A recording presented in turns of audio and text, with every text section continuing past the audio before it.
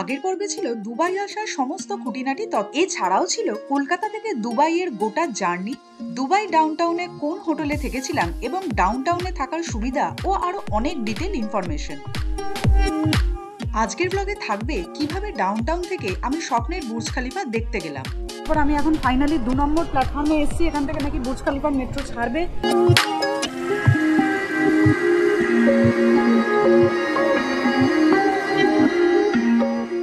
আর এর সাথে থাকবে কিন্তু দুবাই মলের স্পেশাল চমক।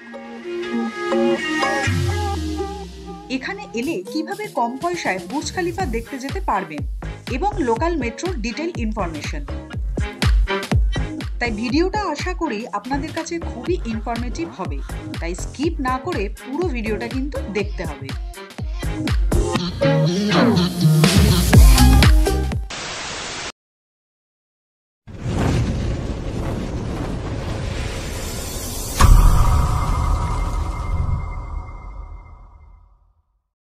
তৃতীয় দিন সকাল সকাল অফিসের কাজে বেরিয়ে পড়লাম। দুবাইয়ের প্রত্যেকটা আনাচে কানাচেই সুন্দর, তাই না দেখিয়ে থাকতে পারলাম না।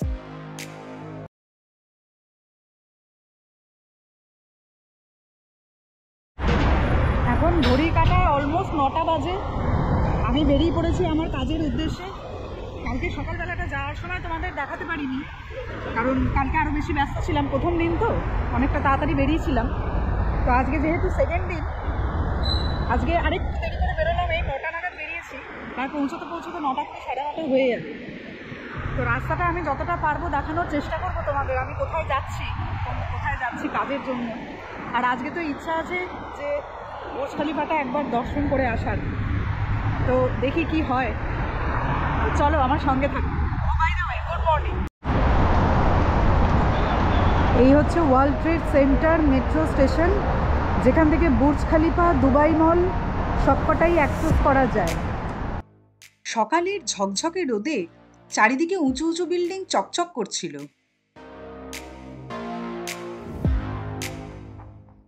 আমার কাজের জায়গা ছিল দুবাই ওয়ার্ল্ড ট্রেড সেন্টার, আর যাওয়ার আগে ঠিক এরকম একটা সুন্দর জায়গা দেখে দাঁড়িয়ে পড়লাম।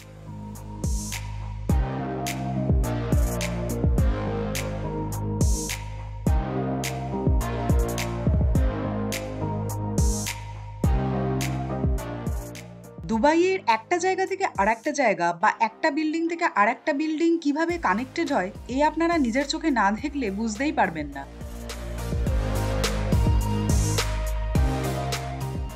একটু একটু করে আমি আমার ডেস্টিনেশনের কাছে যেতে থাকলাম।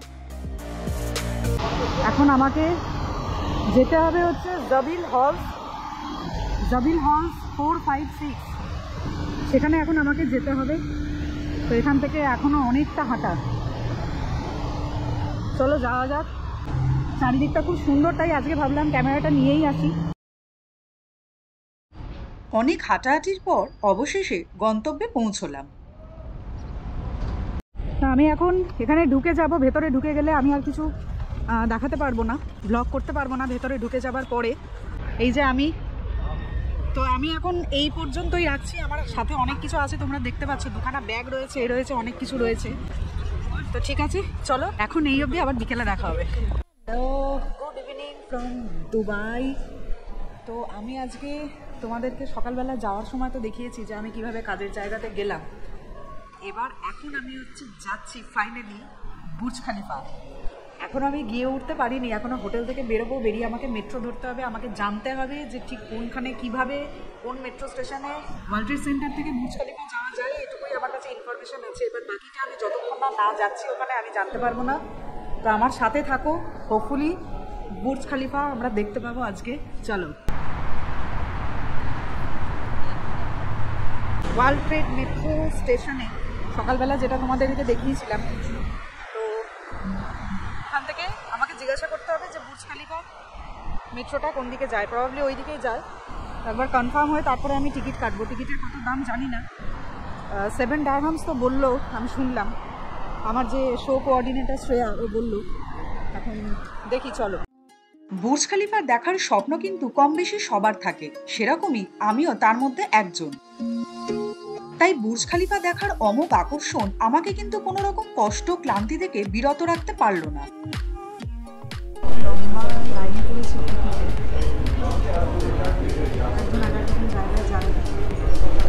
আমি যেখানে যাব সেখানে টিকিট এখান থেকে দেবে কিনা জানি না। উনি তো বললেন, একজনকে আমি জিজ্ঞাসা করেছিলাম সিকিউরিটিকে, উনি বললেন যে এখান থেকে দেবে। তো চলো দেখি পাওয়া যায় কিনা। আরে বাবা কি ঝামেলা এখানে! মেট্রো মানে কার্ডের বিশাল লাইন পড়েছিল, টিকিটের প্রচণ্ড লাইন পড়েছিল, ক্যামেরাতে করতে আমাকে বারণ করে দিল। তার মধ্যে মাঝ রাস্তায় যাওয়ার পর আমাকে বললো, আমাদের যে লাইনটা ছিল সেটা বললো যে অনলি ক্যাশ নো কার্ড। তারপরে আবার ক্যাশ করে সেই টিকিট নিয়ে সেটা আবার পাঞ্চে প্রবলেম হচ্ছিলো। আবার একটা জায়গায় গেলাম, একজনকে দেখালাম, দেখিয়ে তারপর আমি এখন ফাইনালি 2 নম্বর প্ল্যাটফর্মে এসেছি। এখান থেকে নাকি বুর্জ খলিফার মেট্রো ছাড়বে। এখন কটায় মেট্রো আছে আমি জানি না। আপাতত এসছি, প্রচণ্ড হাঁপিয়ে গেছি। চলো। ওয়ার্ল্ড ট্রেড সেন্টার ছাড়াও কিন্তু ফিনান্সিয়াল সেন্টার থেকে বুর্জ খলিফা যাওয়ার মেট্রো অ্যাভেল করা যায়। রোজ মেট্রো করে ট্রাভেল করার প্ল্যান থাকলে কিন্তু আগে থেকে কার্ড করিয়ে নেওয়াই ভালো। World trade centre metro station থেকে বুর্জ খলিফা বা দুবাই মলের মাঝের দূরত্ব মোটে 10 মিনিট। এখানে মেট্রো চড়ার কিন্তু একটা আলাদাই মজা। মজা এই কারণেই, কারণ এখানে মেট্রো গোটা রাস্তাটাই চলে একদম শহরের বুক চিরে। উঁচু উঁচু বিল্ডিং এর মধ্যে দিয়ে যেন মেট্রো ছুটে চলেছে, দেখতে লাগে অসাধারণ।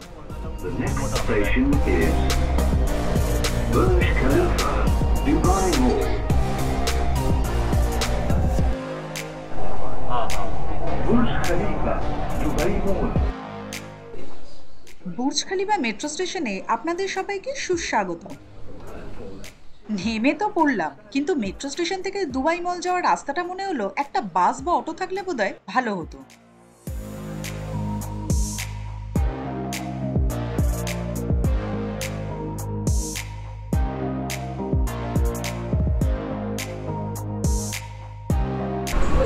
সামনেই বুর্জ খলিফা দেখা যাচ্ছে। স্টেশন থেকে সেই যে হাঁটা শুরু হয়েছে, এখনো হাঁটা শেষ হয়নি। মানে আমাদের এখানে বারুইপুর থেকে প্রায় পাটুলি চলে এলাম, এখনো হেঁটে যাচ্ছি। মানে এখানকার মেট্রো স্টেশন একটা জায়গা থেকে আরেকটা জায়গা পুরো কানেক্ট করে দেয়। মানে ধরো বালিগঞ্জ থেকে কসবা যাচ্ছি, আমি মেট্রো স্টেশন থেকে বালিগঞ্জ মেট্রো স্টেশন থেকে বেরিয়ে আমি এবার কসবা যাচ্ছি, সেই পুরো কানেক্টিংটা এরকমভাবে তৈরি করা। পুরো দূর থেকে দেখে যাচ্ছি, তখন থেকে বুর্জ খলিফা কাঁচ থেকে কাঁচের ভেতর থেকেও দেখানোর চেষ্টা করছি। এখনো অবধি সামনাসামনি যেতে পারলাম না, এখনো কতটা রাস্তা কে জানে। বুর্জ খলিফা যেতে হলে তোমাদের দুবাই মলের মধ্যে দিয়ে বুর্জ খলিফা যেতে হবে। ওয়ার্ল্ড ট্রেড সেন্টার থেকে যখন মেট্রো ধরলাম তখন ওনারা বলেই দিয়েছিলেন যে ফার্স্টে দুবাই মল যেতে হবে। সেখানে মানে একদম পাশাপাশি বুর্জ খলিফার দুবাই মল পাশাপাশি, মানে একসাথে দুটো দেখা হয়ে যায়। তোমাদের একটু দেখিয়ে দিই, এখানে এটা হচ্ছে দুবাই মল, আর এর ওপরেই দেখতে পাচ্ছ তোমরা বুর্জ খলিফা। অবশেষে দেখা মিলল দুবাই মলে, কিন্তু দুর্ভাগ্যবশত দুবাই মলে আমার ভিডিও ক্যামেরা প্রহিবিটেড করে দেওয়া হলো, আর বলা হলো এখানে কোনো রকম ভিডিওগ্রাফি করা যাবে না। একান্তই করতে হলে দুবাই মলে অর্গানাইজেশনের অফিসে গিয়ে দেখা করে সেখানে মেইল লিখে স্পেশাল পারমিশন করে আসতে হবে।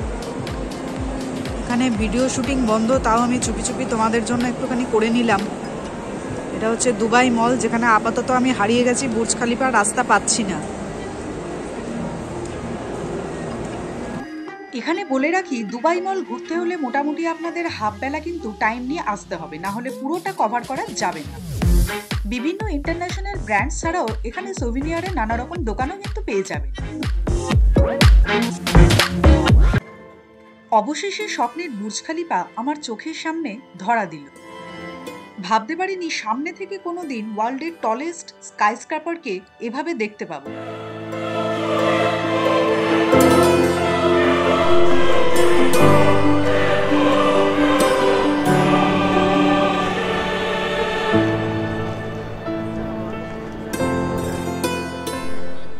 গোটা জায়গাটাই আলোতে ঝকমক করছে। বুর্জ খলিফা আর দুবাই মলকে যে লেক কানেক্ট করে, সেই লেকের ওপরেই শুরু হলো লাইভ ফাউন্টেন শো। বেশি কথা বলবো না, শুধু একটাই কথা বলবো, দুবাইতে এলে কোনোভাবেই এই ফাউন্টেন শোটা মিস করবেন না।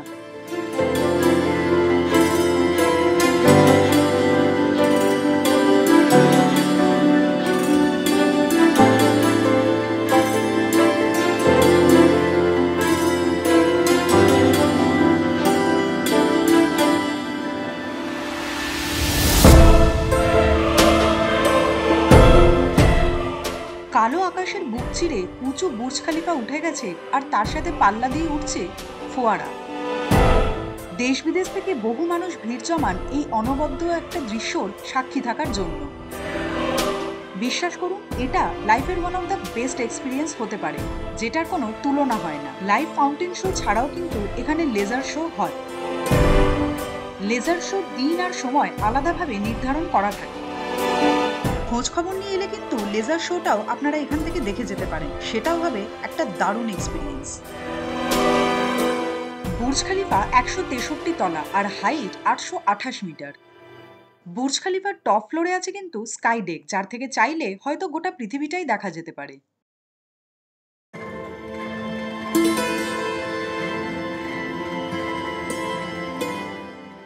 ঘুরতে এলে বুর্জ খলিফার ভেতর ঢুকে অন্তত একটা ফ্লোর এক্সপ্লোর করে যাবে। এই স্কাইস্ক্র্যাপারে বিভিন্ন ফ্লোরে কিন্তু বিভিন্ন রকম অ্যাক্টিভিটিস রয়েছে। সো ফাইনালি বুর্জ খলিফা দেখেছি, আর সব থেকে বড় পাওনা হচ্ছে যে লাইভ ফাউন্টেন শোটা, লাইভ বুর্জ খলিফার ফাউন্টেন শোটা এটা পেয়ে গেছি। মানে এটা যে কি বড় পাওনা জীবনে, মানে বলে বোঝাতে পারবো না। আর ঠিক ওই টাইমেই আমি এসেছি। এমনিতে দুবাই মল তো দেখাতে পারলাম না কিছু সিকিউরিটি পারপাসের জন্য, এখানেও আমি একটু লুকিয়ে চুরিয়ে ভিডিওটা করলাম। মানে এটা ভাগ্যি সেই সময় এসেছি, মানে বিশাল পাওনা, বিশাল বিশাল।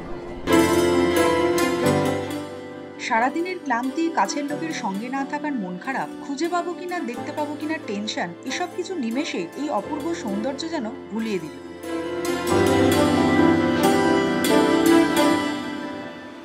একরাশ ভালো লাগা আর আনন্দ নিয়ে হোটেল ফেরার পথ ধরলাম। আর মনে মনে ঠিক করলাম, নিরুদ্দেশের একজন এসে দেখে গেছে, এবার আর একজনকে সাথে নিয়ে আসতেই হবে। সো অবশেষে আমি আবার মেট্রো স্টেশনে পৌঁছলাম, world trade centre metro station. সেই আমার চেনা গন্তব্য, যেখান থেকে আমি সব জায়গায় যাতায়াত করি। মেট্রো স্টেশন এখন অনেকটাই ফাঁকা হয়ে গেছে, আর আমারও দম ফুরিয়ে এসছে। আমি আজকে অলমোস্ট সব মিলিয়ে মিশিয়ে কম বেশি 5 ঘন্টার মতো হাঁটলাম, যা হিসেব করলাম। মানে আর সত্যিই পা চলছে না, শরীর চলছে না, কিছুই আর দিচ্ছে না। এখন আবার 15 মিনিট হেঁটে আমাকে হোটেল ফিরতে হবে।